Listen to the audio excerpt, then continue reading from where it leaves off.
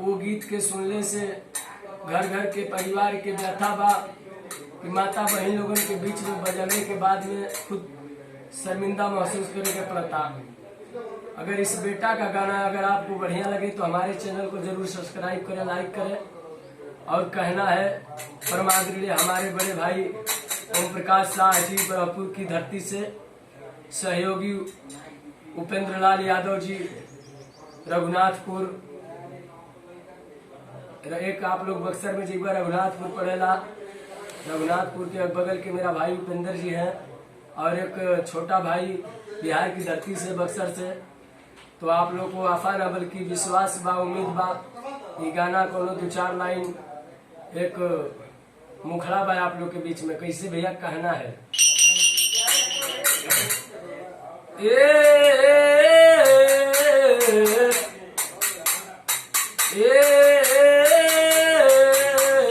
स्वामी जी, स्वामी जी हो। स्वामी के सब याद करेला, माई के सब याद करेला, लेकिन भैया एक बात बहुत मार्के की है। कैसे? अरे माई माई माई माई माई माई सब कहे, माई जानती न कोई। मैये प्यारी है, मैये दुलारी है, मैये सृष्टि सृजन के हारी है। भैया माई का हम बताइला ममता समुद्र से भी गहरा होला, लेकिन मतारी जो बेटी के पैदा करेलिन, बाहरे वो माँ, बाहरे वो बेटी, माँ तो माँ हुआ करती है। मित्रों एक ठे गाना आप लोगन के बीच में हमारे प्रेस बा, कैसे बड़ा पुरान गीत का अंदाज हो कि अरे जलती चारल जईबू, वाह वाह ब्याह जी वाह। अरे जलती चारल जईबू, क्या बात है, क्या बात है। अपना ही करती बेटी ससुरा में भेज के,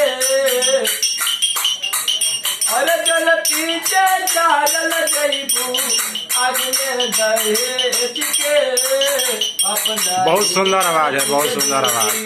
ससुरा में भेज के, लेकिन देखा कैसे भैया, अरे लक्ष्मी का हाली बेटी गोदिया में आई के, लक्ष्मी का हाली बेटी गोदिया में आई के, नैहर से जाली ससुर सपना सजाई के, नैहर से जाली ससुर। हर बिटिया का ये तमन्ना होला। आप लोग जानते हुए हमारे हिंदुस्तान के परंपरा हर केहू को बेटी बहन घरे से निकले ली तो बड़ा उल्लास होला, सपना होला, मन में लेके चले ली कि हम अपने माई के घर छोड़ के आगे बढ़ते। कैसे बाबू कहना है, अरे ममता नहीं पाते नैहर नगरिया हो, अरे जय कहता है जवाब बाबू, जय कहता है जवाब बाबू, भेज हर साई के, नैहर से जाली ससुर सपना सजाई के, नैहर से जाली ससुर। लेकिन भैया तमाम गीत गावे न लोग, लेकिन कैसे? अरे मन बढ़ बुझाल पापी, मन बढ़ बुझाल पापी, जा रहे साई के। बिटिया जानी बाबू कितने लोग हवन आज के दुनिया में कलयुग में कि वो बेटी को चला देते हैं, उस बहन बिटिया के अस्मत में आग लगा देते हैं। लेकिन ऐसा नहीं होना चाहिए मित्रों।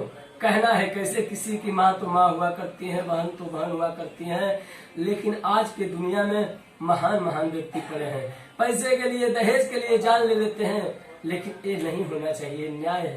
कहना है कैसे, अरे पड़े ऊपर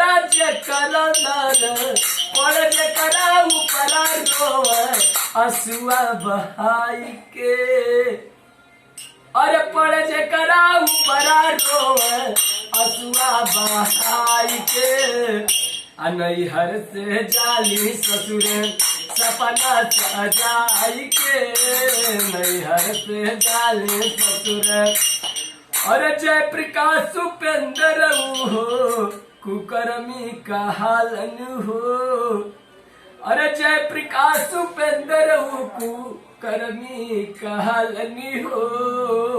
भैया पर जे करे ऊपरा रोवे असुआ बहाई के, नैहर से जाले ससुर सपना सजाई के, नैहर से जाले ससुर।